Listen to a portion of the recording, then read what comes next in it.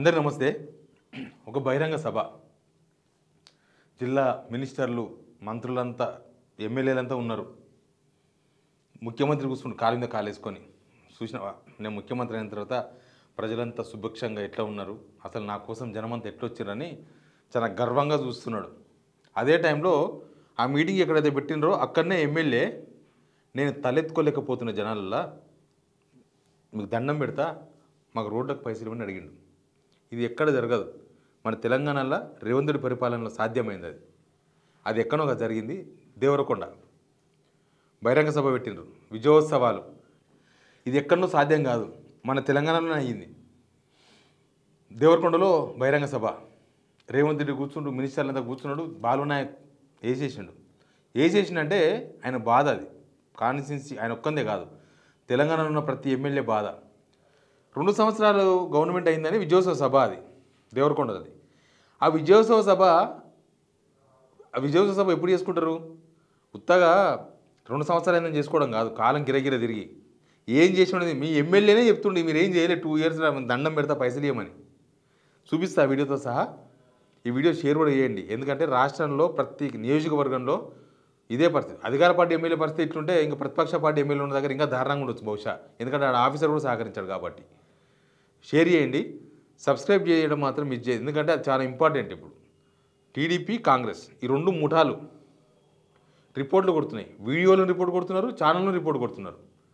కాబట్టి మీరు ఏ వీడియో చూస్తే ఆ వీడియో లైక్ చేయండి, వీలైతే షేర్ చేయండి, ఛానల్ సబ్స్క్రైబ్ చేయడం మాత్రం మర్చిపోవద్దు. ఇక ఈయన ఏమన్నా ఒకసారి వినండి. నేను తల వచ్చుకొని కిందికి తిరిగేటువంటి పరిస్థితి ఉన్నది. దయచేసి మీరు చేతులు జోడెత్తున్నా మా నియోజకవర్గంలో ఉన్నటువంటి అన్ని తండాలకు, గ్రామాలకు, మండల హెడ్ క్వార్టర్లకు రోడ్లకు నిధులు మంజూరు చేయవలసిందిగా కోరుతా ఉన్నాను. అదేవిధంగా ఒక ఎమ్మెల్యే ఆయనకు ఓట్లేసిన ప్రజల ముందు కాన్స్టిట్యున్సీలో, నేను గ్రామాలకు పోతే తల ఎత్తుకోలేకపోతున్నా, మీకు దండం పెడతా, మాకు రోడ్లకు పైసలు ఇవ్వండి అని అడుగుతున్నాడంటే ఈ పరిపాలన ఎంత వరెస్ట్, ఇంతకన్నా వరెస్ట్ ఉండదు. ప్రతిపక్ష పార్టీ సంబంధించిన ఎమ్మెల్యే ఉన్నాడు, ఆయన అడిగిండు అంటే ఓకే, ఆయన కావాలని పొలిటికల్గా రేవంత్ రెడ్డిని ఇరికిచ్చే ప్రయత్నంలో భాగంగా అడిగి ఉండేమో అనుకుందాం కొద్దిసేపు, ఎందుకంటే రాజకీయాలు దేనికి అతీతం కావు.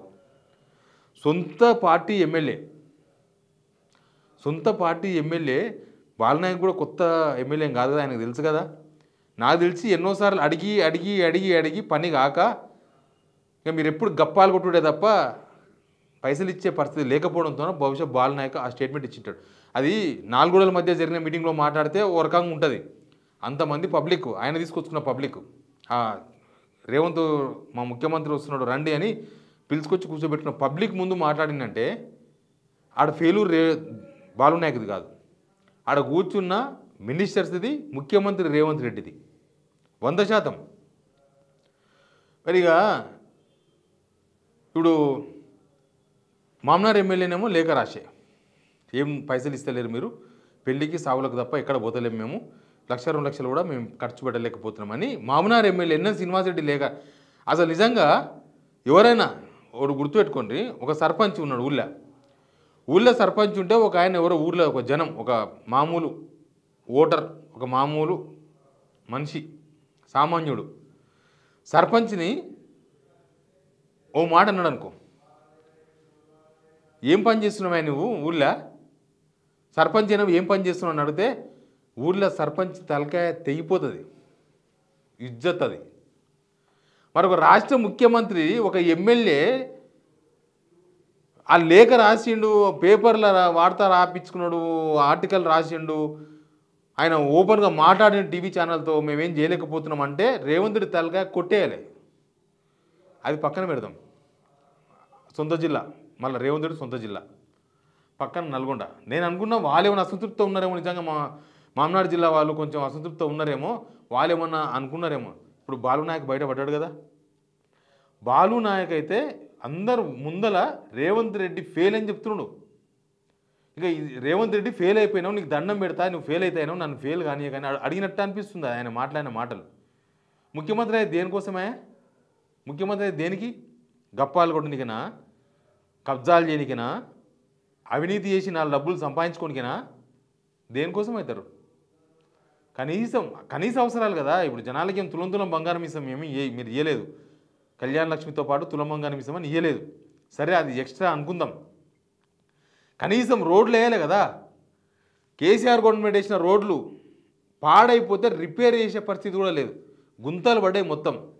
సిటీలో ఎంత దారుణంగా ఉంది, ఎంత దరిద్రంగా ఉంది సిటీలో కూడా అంత దారుణంగా దరిద్రంగా ఉంది. ఇంకా ఊర్లో ఎట్లుంటుంది, ఎవరు పట్టించుకోవాలి?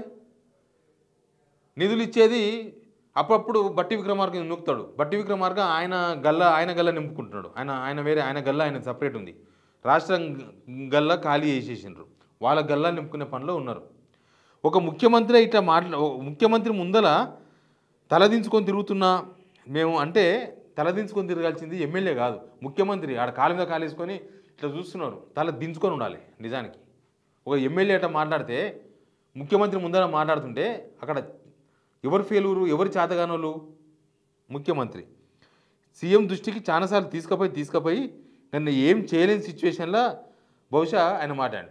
ఇది అబద్ధమైతే ఆయన అనుకోను. ఎందుకంటే అంతమంది జనాల ముందు మాట్లాడిండు, ముఖ్యమంత్రి ముందు మాట్లాడిండు, మంత్రి ముందు మాట్లాడిండు, ఉత్తమ్ కుమార్ రెడ్డి, కోమరెడ్డి వెంకరెడ్డి, మిగతా ఎమ్మెల్యేలు అందరి ముందు మాట్లాడిండు. కాబట్టి బాలు నాయక్ గారు అబద్ధం చెప్పిండని అనుకోనికైతే 100% ఛాన్స్ లేదు. కెమెరాలు లేకుండా ఎవ్వరు లేకుండా ఏదో దాన్ని చెప్పిండు, ఎవరో అన్నారు అంటే అది అబద్ధం అయి ఉంటుంది. కానీ ఇక అందరి ముందు చెప్పిన తర్వాత ఇది అసలు ఏముంటుంది? అసలు సీఎం ముందే ఇట్లా మాట్లాడినంటే సమస్య ఇంకా తీవ్రంగా ఉండొచ్చు బహుశా. మొదలే దేవరకొండ కొంచెం వెనుకబడ్డ కాన్స్టిట్యున్సీ, ఎప్పటి నుంచో మొత్తం తాండాలు ఎక్కువ ఉంటాయి. కానీ ఇది దేవరకొండ ఇష్యూ కాదు, తెలంగాణ ఇష్యూ.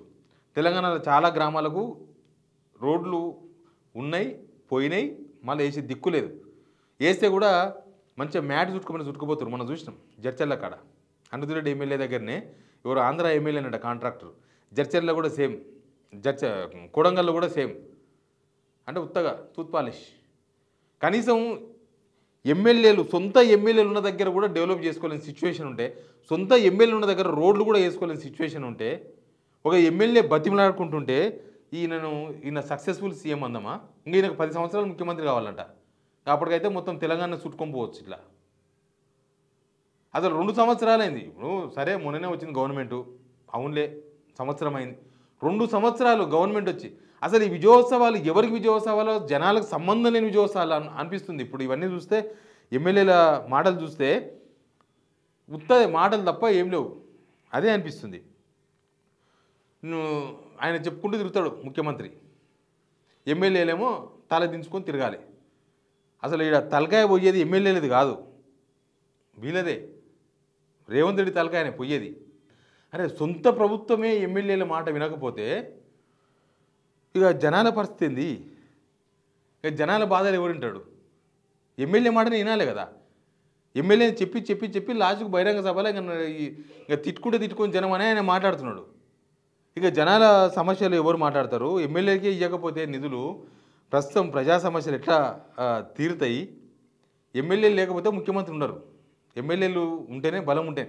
ఎమ్మెల్యేలే ఇప్పుడే ఇంత అసంతృప్తి ఉందంటే గవర్నమెంట్ ఒక 1 ఇయర్ ఉన్నాక వీళ్ళ ఆలోచనలు మారిపోతాయి. ఎమ్మెల్యేలే అంత దారుణంగా ఉంటుంది. అసలు పబ్లిక్లో ఎమ్మెల్యే ఆయన ఫిలూర్ ఆయన బయట పెట్టుకుంటాడా? రోడ్లు వేస్తలేనని బాలు నాయక్ చెప్తున్నాడు. రోడ్లు వేయలేకపోతున్నాం ఎందుకు అని అంటే ఫండు లేదు అని. అంటే రాష్ట్ర ఆర్థిక పరిస్థితి అంత దారుణంగా ఉందా? అంటే కేవలం మీ గల్లలు నిండుతున్నాయి తప్ప రాష్ట్ర ఖజానా నిండుతలేదా? అసలు ప్రజలు ఇక ఎమ్మెల్యేలను ప్రశ్నించాలి. ఎమ్మెల్యేలను రోడ్లు 2 సంవత్సరాలు గవర్నమెంట్ వచ్చి ఈ సంబరాలు చేసుకుంటున్నారు కదా, 2 సంవత్సరాల సంబరాలు. ఎమ్మెల్యే ఎవరినో కనిపిస్తే అడగాలి, ఏమైంది ఆయన రోడ్? ఎలక్షన్స్ అప్పుడు బుద్ధి ఉన్న హామీలు ఇచ్చేసిండు, ముఖ్యమంత్రి హామీలు ఇచ్చేసిండు. ప్రభుత్వం రావాలి, ఎట్నో వాళ్ళకి అధికారంలోకి వస్తే చాలు, అధికారంకి వచ్చిన తర్వాత ఇవ్వడం పీకలేడని ధీమా వీళ్ళది. వాళ్ళు 2 సంవత్సరాల తర్వాత కూడా ఇంకా రోడ్లు వేయమని ఎమ్మెల్యే బతిమలాడే సిచ్యువేషన్ వస్తే తెలంగాణ పరిస్థితి ఏంది అసలు? అసలు వీళ్ళు కనుక తెలంగాణ వచ్చిన కొత్తలో కాంగ్రెస్ గవర్నమెంట్ కనుక వచ్చి ఉండింటే కుక్కలు చెప్పిన ఇస్తారా తెలంగాణ? డెవలప్ అయ్యి ఆల్రెడీ రోడ్లు ఉండి అంత ఈ స్టేజ్కి వచ్చిన తెలంగాణనే వీళ్ళు మేనేజ్ చేయలేకపోతున్నారు, కనీసం మెయింటైన్ చేయలేకపోతున్నారంటే వీళ్ళని ఏం అర్థం చేసుకోవాలి? ఆంధ్రలో అన్నారు మీకు ఇచ్చేస్తే తెలంగాణ మళ్ళీ కొన్ని రోజుల తర్వాత మీరు మళ్ళీ ఆంధ్ర కలుపుని అడుగుతారు, మీ చేత కాదు పరిపాలించుకోవడం అని. ఇట్లాంటిలతోనే ఇట్లా చేతగాని వ్యవహారాలతోనే మీరు మళ్ళీ ఎట్లనే కలుస్తారని ఆంధ్రలో బాగా నమ్మకం పెట్టుకోండి. కాకపోతే అది కుదరలే. ఇప్పుడు వస్తున్నాం ఆ స్టేజ్కి పోతున్నట్టు అనిపిస్తుంది. కానీ రేవంత్ గవర్నమెంట్ ఎంత ఫెయిల్యూర్ అయిందో ఎవరు చెప్పాల్సిన అవసరం లేదు. సొంత పార్టీ ఎమ్మెల్యేలను కదిలిస్తే చెప్తారు, అంత ఓపెన్గా మాట్లాడుతున్నారు. మీ ఊరికి రోడ్ వచ్చిందా, అక్కడ రోడ్లు గుంతలు పడే పూడ్చిండ్రా, మీరు కూడా కామెంట్ రూపంలో చెప్పండి. Please subscribe signal TV.